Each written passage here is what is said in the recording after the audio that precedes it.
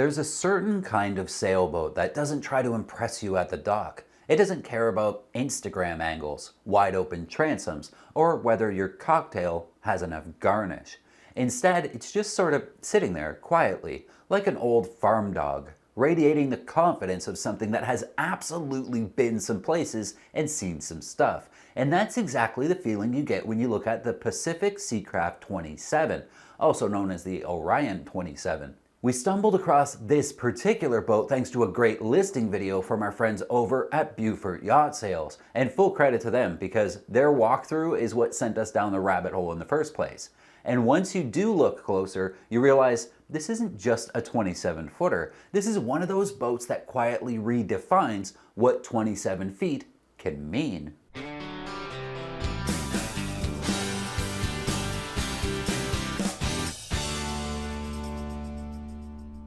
So let's start with this company because Pacific Seacraft is one of those names that somehow manages to be both legendary and oddly a little bit under the radar. Price-wise too, so these things can sell a little bit cheaper than you might expect from time to time.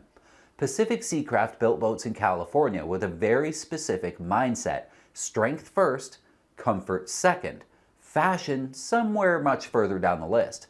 These were never mass market boats. They were solid fiberglass hulls, heavily built, conservative designs meant to go offshore and come back home without very much drama. If you've ever heard someone say they don't build them like they used to anymore, there's a good chance they're talking about Pacific Seacraft. And the Orion 27 fits that philosophy perfectly. On paper, it's a 27-footer, but in reality, it stretches out to just under 31 feet overall thanks to a proper bowsprit that isn't decorative. It's functional for the sail plan. The waterline comes in around 22 feet, beam is 9'3", and draft is right at 4. And displacement is a hefty 10,000 pounds, which in sailboat terms is the equivalent of showing up to a yoga class in steel-toed boots.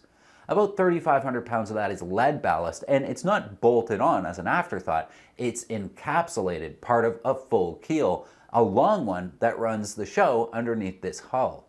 The keel is a huge part of why this boat feels so serious. Long keel, attached rudder, everything protected, everything conservative. You're not slicing through the water like a modern fin keel flyer. You're tracking. You're going straight. You're doing the nautical equivalent of setting the cruise control and lane assist. It's the same logic you see in boats like the Bubba 30 or the Tiana 37, just scaled down into a size that normal humans can actually afford and dock and maintain. The rig is a cutter, and not the kind of cutter that marketing departments invent with an extra stay for the brochure photo. This is a real honest-to-goodness cutter rig, which means multiple head sail options, excellent balance when reefed down or hove to, and a setup that offshore sailors love because it lets you reduce sail without turning the cockpit into a rodeo. Owners consistently talk about how happy this boat is under staysail and reefed main when the weather turns sour, which is exactly when you want your boat to stop arguing with you.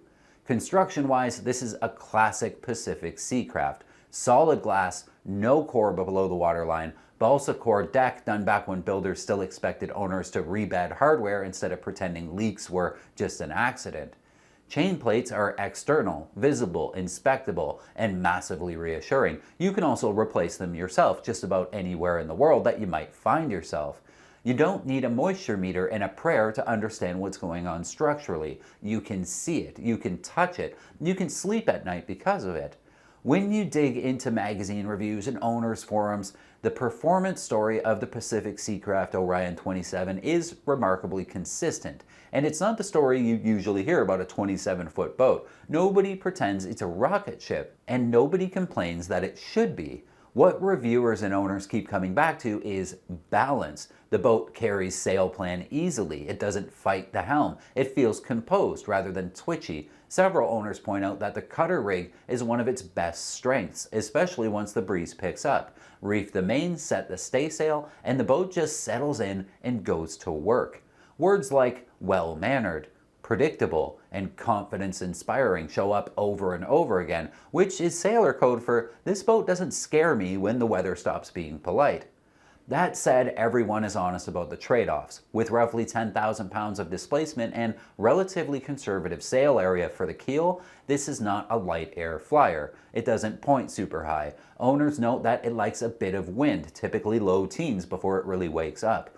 But once it's moving, the long keel and weight do exactly what they're supposed to do. The boat tracks straight, doesn't get knocked around easily, and it has what reviewers often call a kindly motion, meaning it doesn't slam or snap your spine in a chop the way lighter boats can.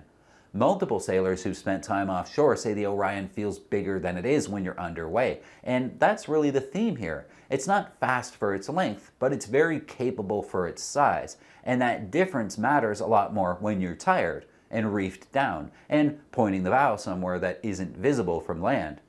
Down below, the boat is compact but purposeful. There's over 6 feet of headroom, a proper V-berth forward, a functional galley, a real marine head, and a quarter berth that feels more sea berth than guest room, which is exactly what you want on a boat like this. It's not floating condo living, but it's warm, it's secure, sensible, and that's kind of the entire point.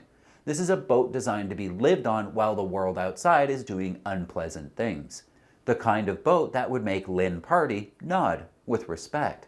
Now let's talk about the specific example that sparked this whole discussion. This Orion 27 we're seeing the listing for is asking right around 50 grand, and it's important to be upfront about the fact that it's not perfect. It needs mast step work and some attention to the bowsprit.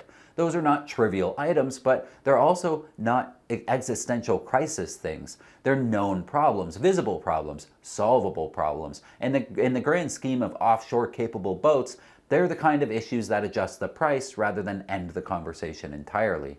And that's where this boat gets really interesting, because once you get past the length number, you realize that you're actually buying something here. A boat with a comfort ratio in the low 30s, a displacement to length ratio north of 400, capsize screaming number well under 2, 1.7 to be exact, and a reputation for being calm, predictable, and unfoulable.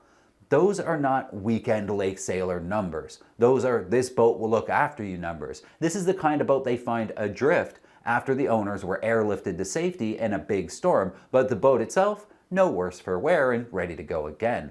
Which brings us to the bigger idea behind this video.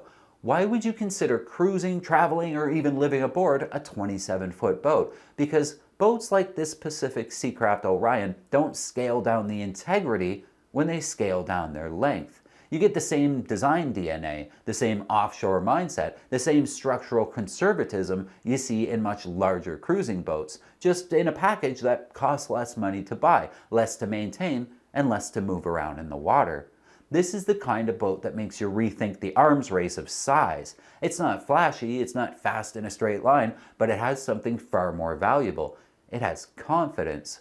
Confidence in its big keel, confidence in its rig, confidence in its construction, and confidence in the idea that good boats don't need to jump up and down shouting. And that's why, if you're the kind of sailor who values ruggedness over runway appeal, seaworthiness over square footage, and real-world capability over dockside applause, this 27 isn't just a small boat. It's a very serious boat that happens to be 27 feet long. And if you like the 27, check out the article we have on the big sisters, the Pacific Seacraft 34 and 37. These Bill Krelock design voyage makers have a reasonable turn of speed thanks to moderate displacement and a split underbody. Relatively narrow beam makes for sea-kindly motion, but reduces interior accommodations. This is an excellent read. I'll leave a link in the description for you. If you like sailboat videos, be sure to give this one a thumbs up. It really helps us out, but also it lets YouTube know that you're into this stuff, so it'll show you more of it. How cool is that? And hit subscribe so we can see you again next time.